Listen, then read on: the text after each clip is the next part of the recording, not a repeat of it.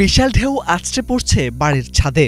রাস্তা প্লাবিত হয়ে বন্যার পানিতে ডুবে গেছে বহু এলাকা। ঝড়ে উপড়ে পড়েছে গাছ, উড়ে গেছে ভবনের অংশ, ডুবে গেছে বাড়িঘর, ফসলি মাঠ, গবাদি পশু। ঝড়ের তীব্রতা এত বেশি ছিল যে বহু বাড়িঘর ভেসে যায় স্রোতের তোড়ে। রয়টার্সের খবরে জানা গেছে, ফিলিপাইনের ক্যাটান্ডুয়ানেস উপকূলে আঘাত হানা ভয়াবহ ঘূর্ণিঝড়টি এবছরের সবচেয়ে শক্তিশালী। ঘূর্ণিঝড় ফাংওয়াংয়ে এখনো পর্যন্ত নিহত হয়েছেন 2 জন। নিরাপদ স্থানে সরিয়ে নেওয়া হয়েছে 10 লাখ মানুষকে। এছাড়াও আহত হয়েছেন বহু মানুষ।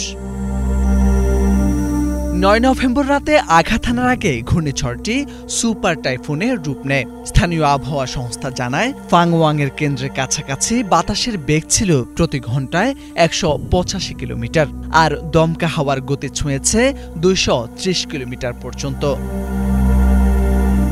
ফিলিপাইনের বৃহত্তম দ্বীপ লুজনের আরোরা প্রদেশে রাত 11টার পর আঘাত হানে টাইফুনটি। এখন এটি ধীরে ধীরে উত্তর পশ্চিম দিকে অগ্রসর হচ্ছে।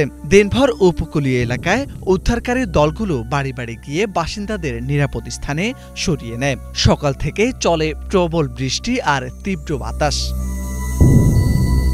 এটি চলতি বছরের 11তম টাইফুন, যা আঘাত এনেছে এমন এক দেশে যে দেশটি এখনও ঘুরে দাঁড়াতে পারেনি কালমাইগির ধ্বংসযজ্ঞ থেকে।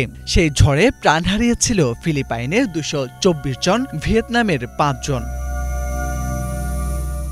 মোরশেদ আলম, বাংলা ভিশন।